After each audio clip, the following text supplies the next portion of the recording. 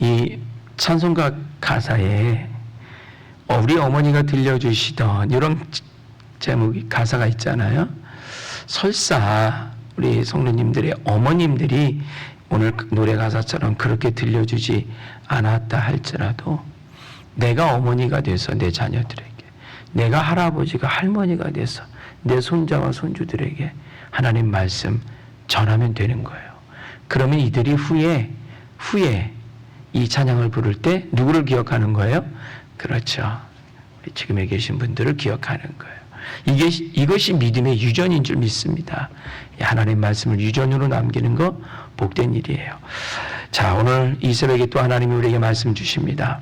열왕기하 14장 17절로 마지막 29절까지 말씀을 교독하겠습니다. 열왕기 이스라엘 왕 여호아스의 아들 요아스가 죽은 후에도 유다의 왕 요아스의 아들 아마사가 15년간을 생존하였더라. 아마사의 남은 행적은 유다 왕 역대지락에 기록되지 아니하였느냐. 예루살렘에서 무리가 그를 반역한 거로 그가 라기스로 도망하였더니 반역한 무리가 사람을 라기스로 따라보내 그를 거기서 죽이게 하고 그 시체를 만에 실어다가 예루살렘에 그의 조상들과 함께 다윗성에 장사하니라.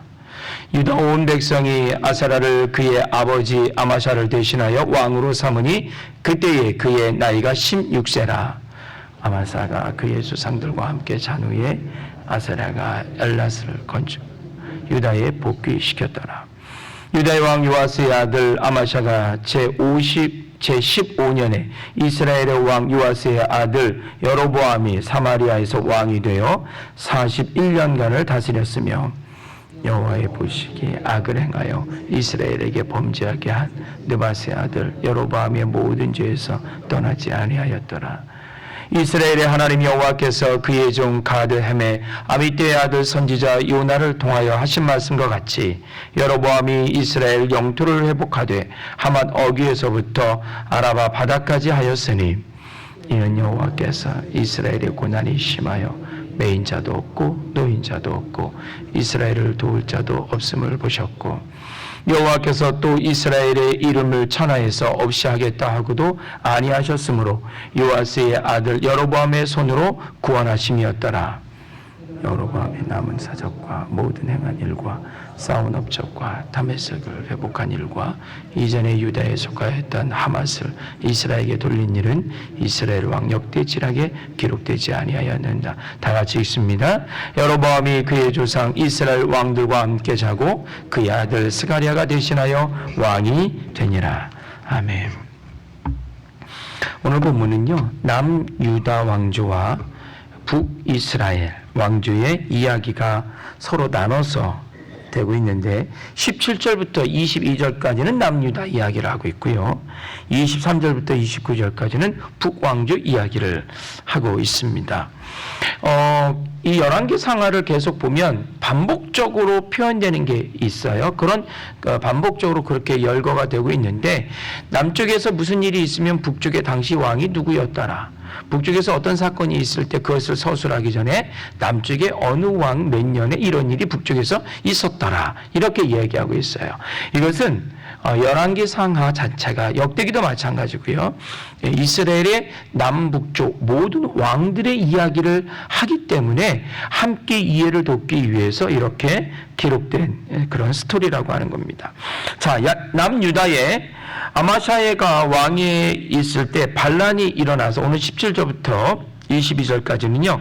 아마샤가 죽임을 당하고 그의 아들 아사라가 왕에 오른 내용이 나옵니다. 그렇다면 남유다에서 반란을 일으켜서 당시 왕이었던 아마사가 죽어요.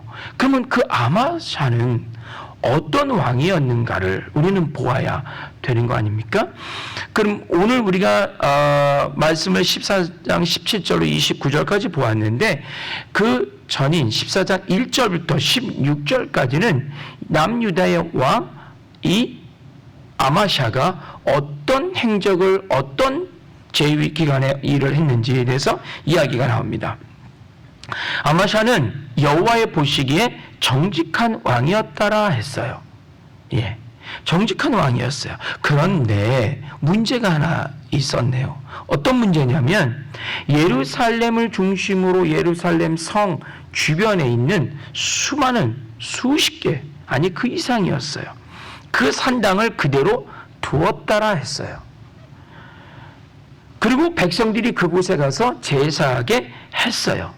아마샤는 남유다에서 29년을 통치했어요. 29년이라고 하는 왕의 재위 기간, 그렇게 짧은 기간 아니에요. 그 기간 동안에 산당을 충분히 제거할 수 있었어요.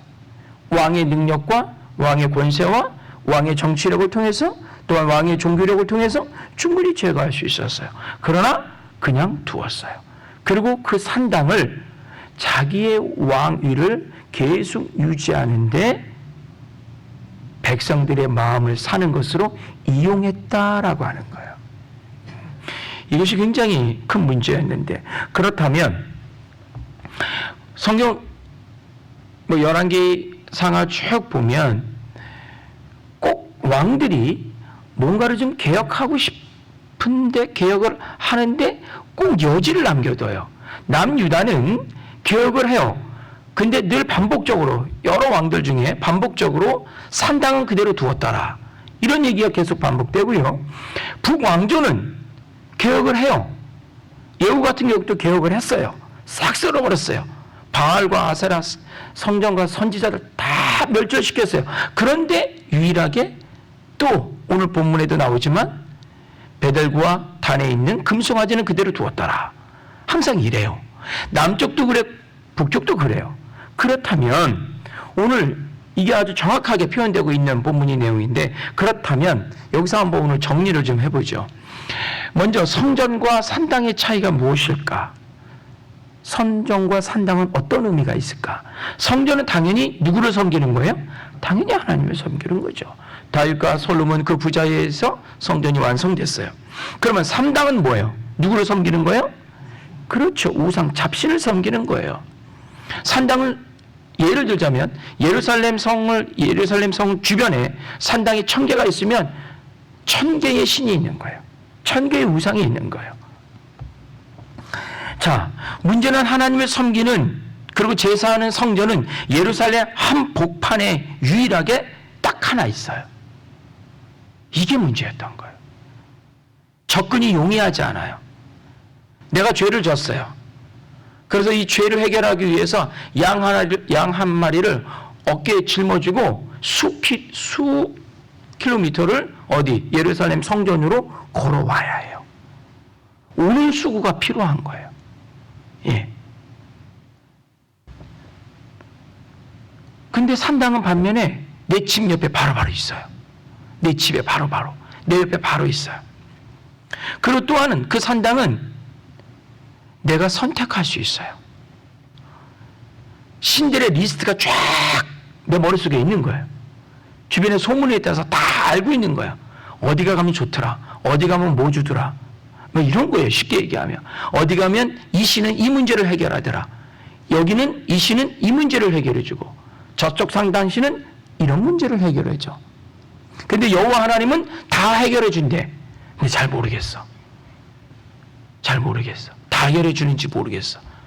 사람들의 우리 머리의 구조는요, 이 통합적인 구조도 중요하지만 부분적으로 하나하나 터치하면 계속 만족감을 느끼거든요. 하나하나 다 따로따로 해결해 주는 거예요. 우리 인생의 문제가 다양하잖아요. 그것을 다, 그리고 가는 곳마다 흥미로워요. 산당이 너무 좋아. 예, 바로 그런 거예요. 성전의 제사는 너무너무 단조로워요. 너무너무 단조로워요. 그리고 성전의 제사는 갖다 바치는 거지 나에게 뭔가가 내 손에 잡히는 게 당장이 없어요. 근데 산당은 그렇지 않아요. 매우 다채로운 이벤트가 그 산당마다 있어요. 마치 경쟁을 하듯이 매우, 그리고 자극적이에요. 그들의 제의는 제사는 굉장히 자극적이에요. 그들의 산당에는 늘 여사제가 있어요. 여러 산당의 그 여사제들이 제사를 드리고 제물을 갖고 오는 남성들을 반겨 맞아요. 이 산당이 존재는요, 왕의 입장에서 볼 때 어떠냐면 반드시 제거해야 될 그런 곳이지만 백성들의 민심을 잡는 데는 정치적으로 굉장히 좋은 거예요. 이해하시겠죠? 그래서 이 산당을 왕들이 어떻게 그대로 두었더라. 바로 이런 거예요. 백성의 민심을 잡는 데는 너무너무 좋은 거예요. 또한 왕들이 산당을 제거하지 않는 중요한 이유가 있어요. 특별히 남쪽 유다를 보면 남쪽 유다에 예루살렘 성전을 중심으로 어마어마한 산당이 들어온 것은 언제부터 들어왔냐면, 물론 원시적으로 원래부터 있었던 여러 산당이 있었지만 그것은 굉장히 말 그대로 원시적인 산당들이었어요. 그래서 무시해도 될 정도의 산당들이었어요. 하지만 솔로몬 때부터 본격적으로 우리가 알고 있는 그 산당이 예루살렘에 유입되기 시작했어요. 솔로몬 때부터 이 산당이 들어왔는데 이것은 단순히 종교적인 의미를 말하고 있지 않아요. 다윗과 솔로몬 부자가 행한 것 중에 가장 결정적인 범죄와 실수가 뭐였냐면 전략 결혼이에요. 여러 주변의 민족과 왕족들과 전략적으로 결혼했어요. 그들의 딸들을 데려와서 결혼했어요. 솔로몬은 3,000명의 부인이 있었어요. 그 얘기는 다른 말로 표현하면 3,000개의 여러 크고 작은 민족들과 어떻게 전략적으로 외교 관계를 맺고 있었다는 거예요. 근데 그 지역에서 한 여인을 아내로 맞이하고 드리는데, 후궁으로 맞이하고 드리는데 그 여인이 몸 하나만 딸랑 온 게 아니에요. 바로 자기 조상 때부터 섬겼던 신들을 다 갖고 들어오는 거예요. 신만 갖고 들어오나요? 예를 들자면 어떤 형태의 신을 요만한 목상을 하나 갖고 오나요? 아니에요. 그렇지 않아요. 이 신을 섬기는 제사장 그룹을 다 데리고 오는 거예요. 그리고 솔로몬에게 결혼 조건으로 얘기합니다. 나에게 내가 거처하는 곳에 가까운 곳에 산당을 하나 지어주십시오. 그것이 결혼의 조건들이었어요. 그리고 거기에 갖고 온 우상을 모시고, 그리고 제사장들을 거기에 포진하고, 그리고 국가의 재정을 거기에 투입하고. 바로 이것이 솔로몬 때 하나님 앞에 결정적으로 잘못한 죄악이에요. 이것이 씨앗이 되었어요. 이때부터 이 산당을 제거하지 못해요. 산당을 제거한다는 것은 이 국제적인 결혼 전략을 깨는 거예요. 외교를 깨는 거예요. 정치를 깨는 거예요. 이해가 있는 이 관계를 깨는 거예요. 산당 하나 없애는 거 그리 쉬운 거 아니에요. 그냥 단순하게 허물 수 있어요. 하지만 산당 하나를 없앤다는 것은 그 신을 섬기는 나라와의 단절을 의미하는 거예요. 그리고 그들의 정치 세력과의 단절을 또한 의미하는 거예요. 국제적으로 얻었던 신리를 포기하는 거예요. 그러니 왕들이 어떻게 하겠습니까? 산당을 그대로 두는 거예요. 정치적으로 백성들의 민심을 사는 것뿐만 아니라 국제적으로 신리를 추구할 수 있어. 그러니 단순히 종교적으로만 산당을 보지 않아요, 왕들은. 이것은 종합적으로 산당을 보는 거예요. 그 의미를 두는 거예요. 그 산당의 가치를 보는 거예요. 그래서 산당을 그대로 두는 거예요. 이것이 남쪽 유다의 현실이었어요. 북쪽 유다도 마찬가지였고요. 그럼에도 불구하고 하나님은 말씀하십니다. 모든 산당을 어떻게 하라? 제하라. 없애라. 우상을 섬기는 정치 세력들을 어떻게 하라? 청산하라. 정리하라. 그들은 쓴뿌리가 되어 계속해서 그들의 힘과 권세와 재물을 가지고 하나님의 백성들을 현혹하여 그렇게 되는 거죠. 하지만 다윗 이후에 그 어떠한 왕도 산당을 제거하지 않았더라. 부분적으로 전략적으로 필요 없는 나라들의 산당은 제거했겠죠. 하지만 다수는 그대로 두었더라. 아마사가 죽고 그의 아들 아사랴가 왕이 되었어요. 하나님은 아사랴에게 영토를 확장하는 것을 허락하시는데 22절을 함께 보겠습니다. 함께 봅니다. 아마샤가 그의 조상들과 함께 잔 후에 아사랴가 엘랏을 건축하여 유다에 복귀시켰더라. 오늘 말씀을 쭉 우리 성도님들이 미리 보셨는지 모르지만 쭉 말씀을 보면 남쪽 유다도 그렇고 북왕도 그렇고 잘한 게 아무것도 없어요. 그런데 오늘의 말씀의 주제는 하나님의 일방통행 구원이에요. 잘한 게 아무것도 없는데 하나님께서 남쪽 유다 왕조에게 막 복을 쏟아 부어요. 좀 이따 바로 살펴보겠지만 북쪽 왕조도 잘한 게 아무것도 없고 하나님께 계속 범죄하는데 하나님께 거기다 그 북왕조에게 복을 쏟아 붓는 내용이에요. 그게 오늘 첫 번째 22절. 남쪽 유다, 남쪽 영토가 엘랏이라는 지역까지 넓혀졌더라. 하나님이 그를 허락하였더라. 이게 오늘 본문의 내용이에요. 이 엘랏은 지금의 어디냐면요. 지금의 현 시대에 이스라엘의 남동쪽의 마지막 국경 도시예요. 홍해를 맞닿고 있는 국제적인 해양 도시예요. 자연 환경이 너무 좋고요. 여기서 풍요로운 땅이 있어서 여기서 많은 그 강의 하류이기 때문에 곡창지대예요. 교통과 무역의 중심지예요. 정말 좋은 땅이에요. 이것을 어떻게? 남쪽 유대에게 하나님이 복귀시켰더라. 그게 주신 거예요. 왜? 왜 주셔요? 여전히 산당이 있는데, 여전히 우상을 섬기는데, 여전히 우상을 섬기는 정치 세력들이 각기 다툼을 하고 있는, 판을 치고 있는, 그리고 급기야 나의 아버지가 반란의 손에 의해서 죽었어요. 종교적으로도 혼란스럽고 정치적으로도 혼란스럽고 단 하나 하나님의 마음에 드는 게 아무것도 없어요. 그런데 하나님은 이 혼돈 속에서도 남유다를 번영의 길로 인도하고 계시다. 무엇 때문에? 이유는 하나예요. 하나님은 심판을 즐겨하시는 분이 아니라 살리심을 즐겨하시는 하나님의 본성 때문에 그래요. 매 때마다 시마다 죄를 묻고 심판하시면 모두 다 죽는 거예요.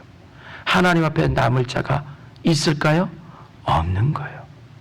하나님은 심판보다 살림을 즐겨하시는 거예요. 오늘 본문은 바로 오늘 본문의 이 사건들과 이 이야기는 그럼에도 불구하고 살리셨더라 라고 하는 하나님의 살림의 역사, 하나님의 성품을 오늘 본문이 우리에게 알리고 있는 거예요. 자, 이제 북쪽으로 올라가 볼까요? 23절 말씀 함께 보겠습니다. 같이 읽습니다. 유다 왕 요아스의 아들 아마사 제15년에 이스라엘 왕 요아스의 아들 여로보암이 사마리아에서 왕이 되어 41년간을 다스렸더라. 여로보암, 여기서 좀 구분을 할게요. 북이스라엘의 초대 왕이었던 사람도 여로보암이에요. 그래서 그의 이름은 그냥 여로보암 1세로 하고, 지금 오늘 나오는 요아스의 아들 이 여로보암은 여로보암 2세로 표기하면 우리가 이해하기 쉬울 거예요. 어찌됐든 여로보암 2세가 41년간 북이스라엘을 통치했더라.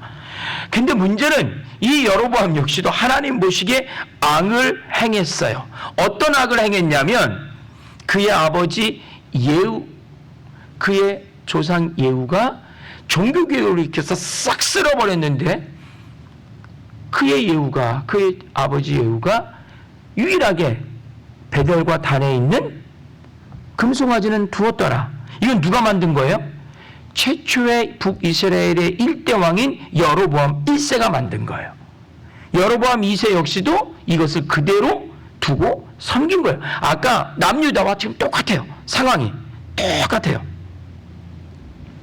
베델의 지역과 단 지역, 베델은 북이스라엘의 남쪽 지역이고 단은 북쪽 지역이에요.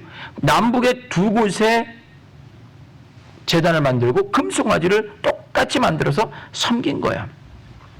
북이스라엘은 남유다보다 더 넓은 영토를 가질 수밖에 없었죠. 왜? 남쪽 유다는 2집하고 북이스라엘은 몇 집하예요? 10집하기 때문에 땅이 넓어요. 그렇기 때문에 통치가 쉽지 않아요. 그래서 그 통치의 기반으로 남쪽과 북쪽에 금송아지 하나씩 두고 통치한 거예요. 그나마 여호와의 성전은 예루살렘에 있어요. 남유다에 있어요. 왕래가 쉽지 않아요. 명분이 아주 좋아요. 예루살렘까지 우리 못 가잖아. 하나님 못 섬기잖아. 오직 이스라엘 백성은 어디에서만 하나님 섬겨야 돼요? 예루살렘에 있는 성전에서만 섬겨야 돼요. 다른 곳에서 하나님을 섬길 수 없어요. 물론 바벨론 포로 이후에 회당이라는 게 최초로 만들어져요. 그 말씀도 언제 한번 나눌 텐데 그때부터 각 지역의 회당에서 말씀을 전하는 일이 있었지만 당시는 오직 예루살렘 성전에서만 제사하고 예루살렘 성전에서만 여호와의 이름을 부를 수 있었어요. 예루살렘 성전에서만 제의를 행할 수 있었어요. 그 어떤 곳에도 행하면 안 돼요. 그게 법이고 율법이에요. 그런데 북쪽은 예루살렘 못 가잖아. 우리 남과 휴전선이 있으니까. 그러니까 우리는 단하고 베델에서만 할게. 단하고 베델에서 누굴 섬겨요? 율법도 없는데 금송아지 섬기는 거죠. 다양한 이유로 하나님을 섬기지 않는 북왕조. 백성들은 당연히 하나님보다 누구를 더 가까이 여깁니까? 우상을 가까이 여겨요. 그런데 25절 또 하나님이 이런 일을 행하세요. 같이 읽습니다. 이스라엘 하나님 여호와께서 그의 종 가드 헤멜 아미떼의 아들 선지자 요나를 통하여 하신 말씀과 같이 여로보암이 이스라엘 영토를 회복하되 하맛 어귀에서부터 아라바 바다까지 하였으니. 요나 선지자를 통해서 예언한 북이스라엘 영토가 넓어질 것이다 라고 예언한 것을 하나님께서 악한 왕 여로보암 2세 때 행하고 계신 거예요. 정말 이해가 안 되는 내용이에요. 하나님이 왜 이렇게 하셨을까? 오늘 그 답이 나옵니다. 오늘 말씀의 핵심 키워드 절이에요. 26절을 함께 보겠습니다. 같이 읽습니다. 이에 여호와께서 이스라엘의 고난이 심하여 매인 자도 없고 노인 자도 없고 이스라엘을 도울 자도 없음을 보셨고. 이것이 바로 북이스라엘의 현실이에요. 고난이 너무 심해요. 죄의 결과로 아람 군대가 쳐들어와서 완전히 북이스라엘을 전멸시켰어요. 그러니 먹을 게 없죠. 사회제도는 다 망가졌죠. 고난이 심해요. 매인자도 없고 노인자도 없어요. 이건 다른 말로 표현하면 당시 고대 사회는 신분제도인데 그 모든 신분제도 그 질서와 규칙이 완전히 다 어떻게 됐다? 깨졌다는 거예요. 이스라엘을 도울 자가 있다 없다? 없다는 거예요. 아무것도 없어요. 상처투성이에요. 피투성이에요. 그런데 하나님이 이놈들 그 너희 죄 때문이잖아. 뉘우치지 않고 또 지금 이런 상황에도 또 죄를 짓고 있네. 이놈들 더 한번 맞아보자. 그래서 하나님이 거기에 채찍을 드셨다면 어떻게 되는 거예요? 끝나는 거죠. 하나님은 그런 분이 아니에요. 하나님은 그런 분이 아니에요. 이게 오늘 말씀 포인트예요. 그리고 27절 하나님께서 궁색한 스스로의 변명을 하고 계세요. 뭐라고 하시는지 함께 보겠습니다. 여호와께서 또 이스라엘의 이름을 천하에서 없이 하겠다고도 아니하셨으므로 요아스의 아들 여로보암의 손으로 구한. 하나님이 저는 이 말씀을 먹고 말씀을 주면서 정말 웃음이 나왔어요. 하나님이 이스라엘 백성 구원하려고 당신 스스로 27절에 변명하고 계시는 거예요. 야, 내가 언제부터 내가 이스라엘 언제 내가 이 천하에서 없어버리겠다고 내가 한 적이 언제 있니? 그러니까 지금 우리의 질문에 하나님 지금 답하고 계신 거. 하나님 심판하셔야 되는 거 아니에요? 잘못했으면 때리셔야 되는 거 아니에요? 맞았는데도 못 누이치면 어떻게 해요? 또 종아리 치셔야 되는 거 아니에요? 라고 우리는 그렇게 배워왔고 우리는 그렇게 질문할 수 있는데 하나님이 거기에 변명하듯이 답을 하고 계시는 거예요. 야, 내가 언제 죽인다고 그랬니? 그냥 적당히 때리고 만다고 그랬지. 지금 이렇게 표현하고 있는 거예요. 저는 이 말씀을 보면서 너무 감동이 되고 은혜가 되는 거예요. 이것이 바로 하나님의 마음이에요. 아무리 패역한 백성이라도 내 백성으로 언약의 백성으로 내가 기억하고 있고 내가 삼았고 내가 그 조상 때부터 내가 얘들을 붙잡았어. 그러니 얘들을 죽이고 싶은 마음이 없는 거야. 오히려 얘들을 살리고 싶은 마음이 있는데 어떻게 살리고 싶어요? 계속해서 기회를 주시는 거죠. 계속해서 기회를 주죠. 이것이 바로 하나님이 우리 인생들을 향한 일방통행적인 구원의 은혜인 줄 믿습니다. 구원은 일방통행이에요. 쌍방이 아니에요. 우리가 하나님께 무엇을 했다라고 하나님이 주시는 게 아니에요. 구원이라고 하는 은혜는 하나님이 전폭적으로 우리의 형편을 아셔서 그대로 쏘아 부어주시는 당신의 실체고 은혜예요. 생명의 역사를 보이고 계시는 거예요. 이 땅에 그 누구가 그 행위대로 하나님 앞에 상을 받을 자가 있으며, 이 땅에 그 누구가 본인의 행위대로 그분 앞에 그분의 진노를 멸할 자가 있겠습니까? 없어요. 그 누구도 없어요. 아무리 흠없는 사람이라 할지라도 하나님 앞에 심판을 피할 수 없고, 그 누구도 하나님 앞에 정직하게 행할 인생은 아무도 없는 거예요. 그러면 그대로 하면, 그 행위대로 하면, 그 마음에 먹은 대로 그 법대로 하면 하나님 앞에서 남을 자가 누가 있겠어요? 그냥 하나님은 어떻게 하시는 거예요? 덮으시는 거예요. 그냥 덮는 거예요. 마치 부모가 자식들이 잘못을 보고도 다 알면서도 그냥 덮고 자기 호주머니에서 뭔가를 꺼내 그 자녀의 손에 쥐어쥐듯이 그냥 덮는 거예요. 오늘 말씀은 바로 그것을 말하기 위해서 남쪽과 북쪽 양쪽 왕조의 총체적 난국을 설명하면서까지, 그럼에도 불구하고 내가 회복하게, 그럼에도 불구하고 내가 변명을 하면서까지 얘들을 구원하려고 하는 하나님의 마음을 오늘 본문을 통해서 우리에게 주시는 줄 믿습니다. 오늘 이 은혜가, 이 새벽에 하나님이 나를 향해 그냥 덮으시는 은혜가 있기를 바랍니다. 오늘 이 아침에 이 말씀을 통해서 연약한 나를 무조건 세우시고자 하는 하나님의 마음과 그 의도를 우리가 품으시길 바랍니다. 그리고 그 말씀 가지고 기도하는 거예요. 다른 거 갖고 기도하는 거 아니에요. 그거 하나 가지고 붙잡고 기도하는 거예요. 다른 거 갖고 우리가 인생을 사는 거 아닙니다. 그거 하나 가지고 인생 사는 거예요.